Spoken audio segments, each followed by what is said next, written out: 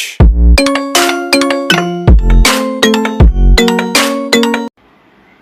students, part 1 and PG2 semester PG2 students. part 1 students का ये पहला क्लास है और PGU सेमेस्टर 2 का ये रिवीजन क्लास है, क्योंकि न्यूरोसाइकोलॉजी पढ़ने से पहले बेसिक्स ऑफ नर्वस सिस्टम को जानना बहुत ज़रूरी है। तो यहाँ पे आज हमने कुछ फिगर्स बना रखे हैं और ऊपर जो हेडिंग है nervous system types of neuron है। तो टाइप्स ऑफ न्यूरॉन को हम लोग देखेंगे आज। कितनी तरह के न्यूरॉन्स होते हैं, मैंने उन सबों के चित्र भी बना रखे हैं और उपर्युक्त तीनों प्रकार के न्यूरॉन्स का पूरा डिफरेंसेस भी हमने लगभग लिख रखा है। जगह की कमी के कारण जो आखिरी पॉइंट है वो थोड़ा सा बचा हुआ है, जिसको हम कोशिश करेंगे कि आपको इसी वीडियो में कंप्लीट कर दें। तो आगे चलते हैं, हम लोग किस तरह से हमारा नर्वस सिस्टम ग्रेजुअली आगे की तरफ बढ़ रहा है और हम लोग इसको ग्रास्प करने की कोशिश कर रहे हैं। सो स्टूडेंट्स, आपको यहाँ पे देखना होगा कि हमने यहाँ लिख के रखा हुआ है, हमने यहाँ पर माय वेरी क्यूट स्टूडेंट्स के लिए मैंने इतना एफर्ट करके बनाया है एंड आई थिंक कि इससे फ़ायदा उनको होगा। If you people are sure you must write some comment. आप वीडियोस तो ले लेते हैं लेकिन कमेंट आप नहीं करते। चलिए कोई बात नहीं, धीरे धीरे आप सीख जाएंगे। तो हमने टाइप्स ऑफ न्यूरॉन्स पर बात करने का आज प्रोग्राम करा। तो ये सेंसरी न्यूरॉन, एक संवेदी तंत्रिका कोशिका, इसको संवेदी तंत्रिका कोशिका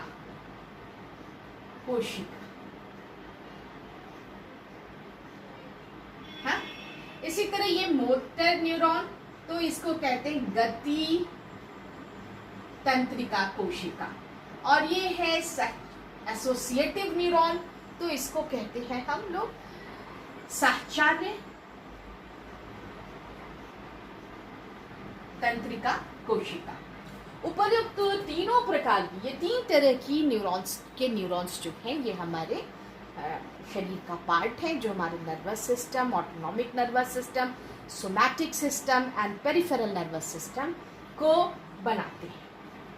अब आइए हम लोग इस तीनों प्रकार की अपनी अपनी रचना तथा उनकी क्रियाएं भी अलग अलग होती हैं और स्थान में भी भेद होता है। ये स्थान में भी जहाँ रहते हैं उस स्थान का भी भेद इसमें पाया जाता है। तो वही चीज़ हम यहाँ दिखाना चाहते हैं। ये तंत्रिका कोशिका मैंने पहले भी आपको बना के दिखाया है। तो ये जो है ये सेंसरी है। अच्छा, एक चीज़ यहाँ मैंने लिख के रखी है, केंद्र, इसको भी समझ लीजिए। हर चीज का केंद्र का मतलब ही होता है सेंटर, मगर ह्यूमन बॉडी का सेंटर यहाँ नहीं है। ह्यूमन बॉडी का सेंटर मस्तिष्क और सुषुम्ना को माना जाता है, यानी स्पाइनल कॉर्ड एंड ब्रेन जो है वही सेंटर कहलाता है। तो ये थोड़ी सी अटपटी बात लगेगी आपको कि सेंटर मीन्स ही केंद्रीय बिंदु है, लेकिन केंद्रीय बिंदु मनुष्य का जो सेंटर है वो ऊपरी चैम्बर है।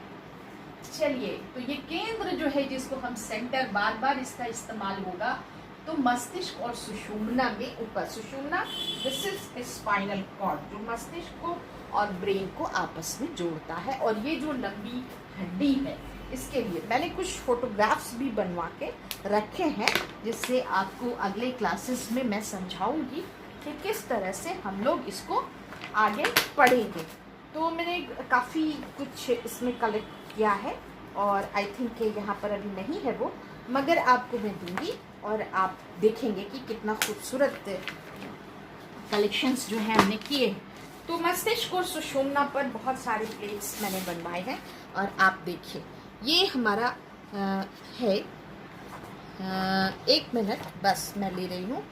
ये देखिए, आपको दिखेगा यहाँ पर, ये देखिए, यही है स्पाइनल कॉर्ड आपका। और ये है ब्रेन।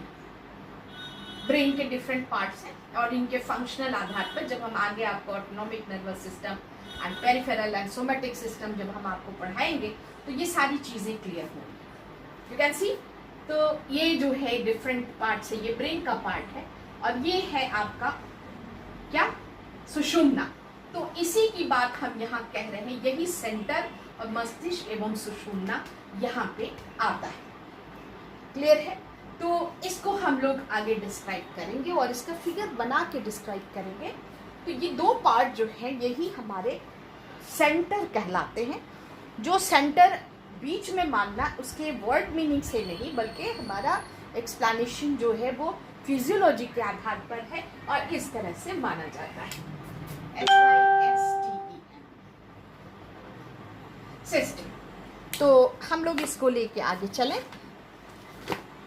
हाँ, लाइक वी स्टार्ट कि ये जो है केंद्र यहाँ है, अगर यानी मस्तिष्क अगर यहाँ है स्पाइनल कॉर्ड, तो सेंसरी नर्व इम्पल्सेस का डेंड्राइट्स जो है वो केंद्र, हम आगे पॉइंट्स में आपको बताएंगे। और ये है हमारा मोटर न्यूरॉन। यहाँ पे देखिए मैंने मोटर न्यूरॉन लिख के रखा हुआ है इस फिगर, इसका इधर है, केंद्र इधर आ जाएगा और केंद्र का इसमें डेंड्राइट्स केंद्र की तरफ इधर आ जाते हैं। ठीक है, तो सॉरी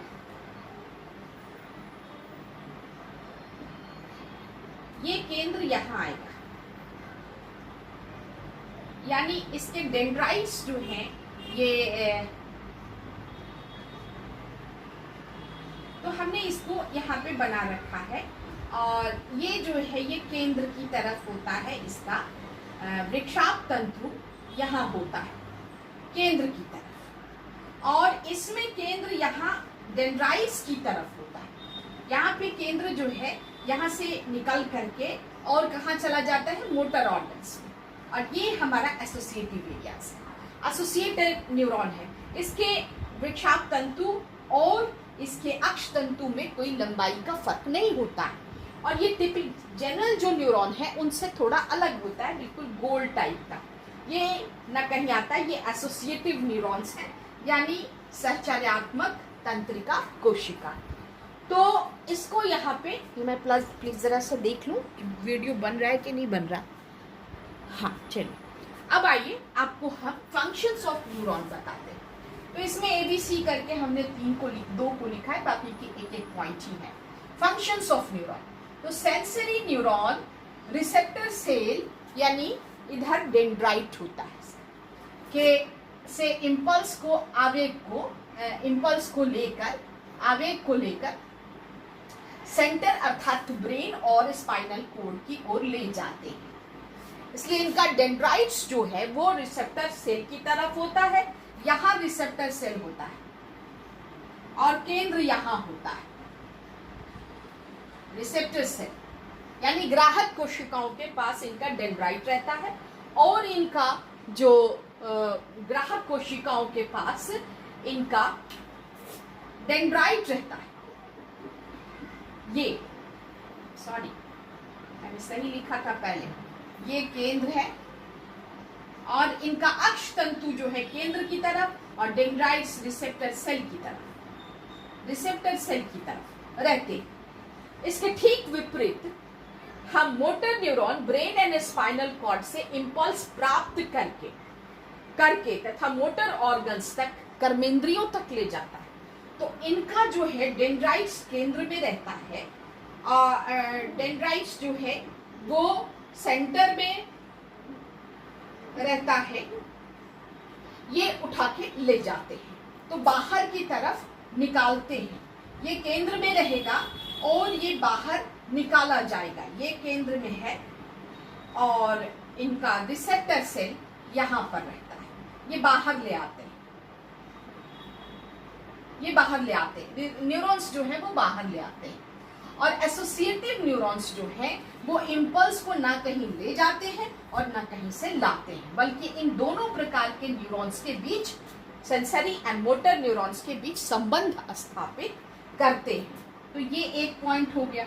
दूसरा पॉइंट जो इनका फंक्शनल है वो कार्यात्मक जो इनका पॉइंट है कि सेंसरी इम्पल्स से सेंसरी एक्सपीरियंस होता है, संवेदी अनुभव होता है। किससे? सेंसरी इम्पल्स से। जो संवेदी आवेग बनता है उससे सेंसरी अनुभव होता है।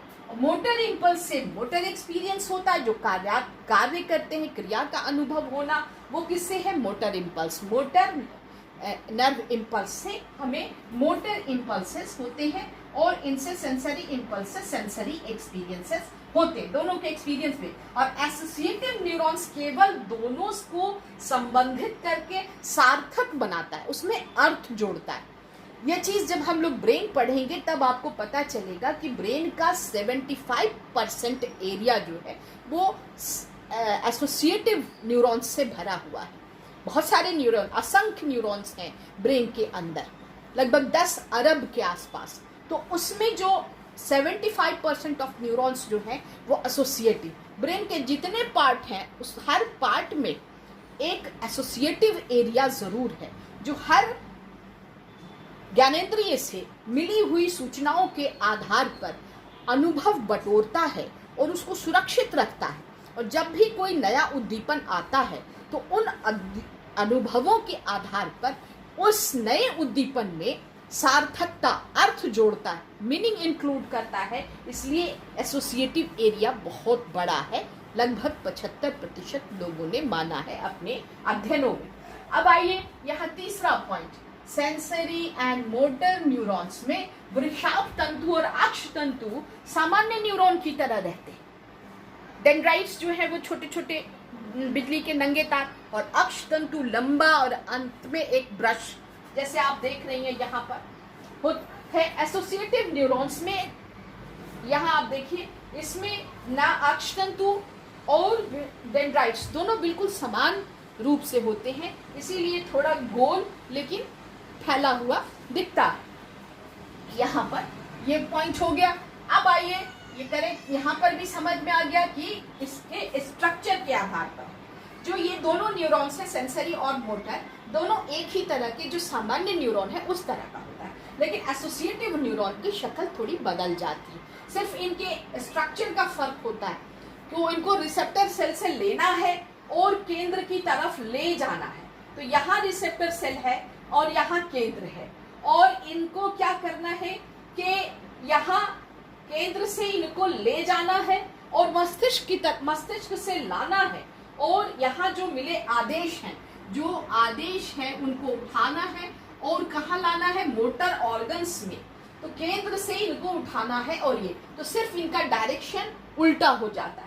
लेकिन एसोसिएटिव न्यूरॉन न कहीं जाता है और न कहीं से कुछ लाता है, बल्कि मोटर न्यूरॉन्स और सेंसरी न्यूरॉन्स के बीच संबंध स्थापित करता है और उसमें मीनिंग जोड़ता है, सार्थकता देता है। चलिए, अब सेंसरी न्यूरॉन के डेंड्राइट्स रिसेप्टर सेल के निकट होते हैं। सेंसरी न्यूरॉन के डेंड्राइट्स रिसेप्टर सेल के नजदीक होते हैं। यहाँ मैंने बना के बताया, रिसेप्टर सेल के नजदीक होते हैं। और एक्सन ब्रेन के नजदीक होता है। ब्रेन माने केंद्र और स्पाइनल कॉर्ड इसके नजदीक होता है। इसके ठीक विपरीत, जबकि मोटर न्यूरॉन का एक्सन मोटर ऑर्गन के नजदीक होता है। एक्सन मोटर ऑर्गन के नजदीक होता है, और डेंड्राइट्स जो है, जो आदेश मिलता है, केंद्र के नजदीक होता है, केंद्र के नजदीक हो जाता है। डेंड्राइट्स ब्रेन के निकट होता है। अब लीजिए कि सेंसरी तथा motor neuron brain, spinal cord तथा शरीर के अन्य भागों में भी रहते हैं। सेंसरी न्यूरॉन्स और मोटर न्यूरॉन्स ये जो है ब्रेन में भी रहते हैं, स्पाइनल कॉर्ड में भी रहते हैं और शरीर के परिधीय भागों में भी रहते हैं। जबकि एसोसिएटिव न्यूरॉन्स केंद्र निवासी होते हैं, यानी सिर्फ मस्तिष्क और स्पाइनल कॉर्ड में ही रहते हैं, कहीं बाहर उनकी का स्थान नहीं होता। ये बहुत बड़ा डिफरेंस है कि एसोसिएटिव न्यूरॉन्स बॉडी के किसी पार्ट में नहीं, पेरिफेरल एरियाज, परिधीय भागों में नहीं होते, बल्कि उनका स्थान सिर्फ मस्तिष्क और स्पाइनल कॉर्ड, जो कि ह्यूमन बॉडी का सेंटर कहलाता है, सिर्फ वहीं पे होते हैं। अब नेक्स्ट पॉइंट पे आते हैं हम लोग। न्यूरॉन चाहे किसी भी प्रकार का हो, सेंसरी हो या मोटर हो या सेंसरी हो या मोटर हो, इनको स्थान के आधार पर दो भागों में बांटा जाता है। अब ये दो भाग कौन से हैं? आप जो neuron brain and spinal cord में रहते हैं उन्हें केंद्रीय तंत्रिका कोशिका कहते हैं। केंद्रीय तंत्रिका कोशिका कहते हैं, सेंट्रल न्यूरॉन्स कहते हैं।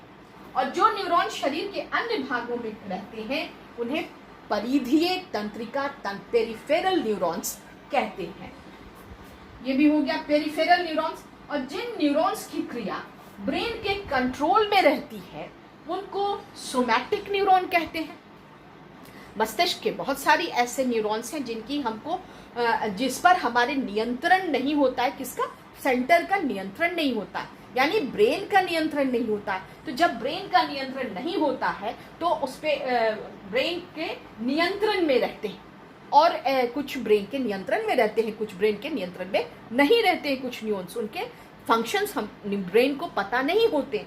तो जिनका फंक्शन ब्रेन को पता होता है उससे सोमैटिक न्यूरॉन्स, उसको सोमैटिक न्यूरॉन कहलाते हैं। और जबकि न्यूरॉन्स का जब किसी न्यूरॉन का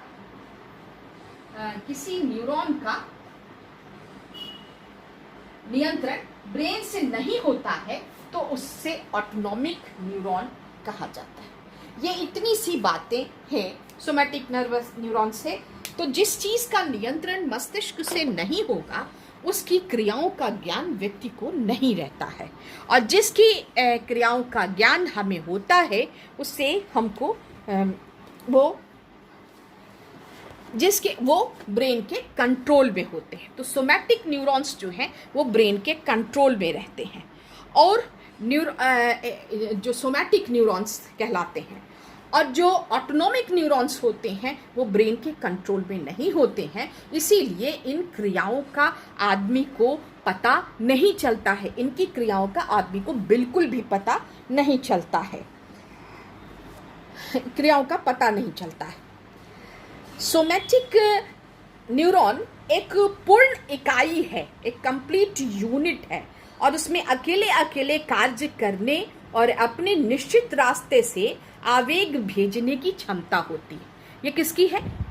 न्यूरोटिक जो हमारा है सोमैटिक न्यूरॉन्स जो होते हैं वो अकेले भी काम कर सकता है, और ये खुद ही बनाकर तंत्रिका आवेग बनाकर निश्चित रास्ते से आवेग भेजने की, कहाँ? सेंटर में भेजने की क्षमता रखता है।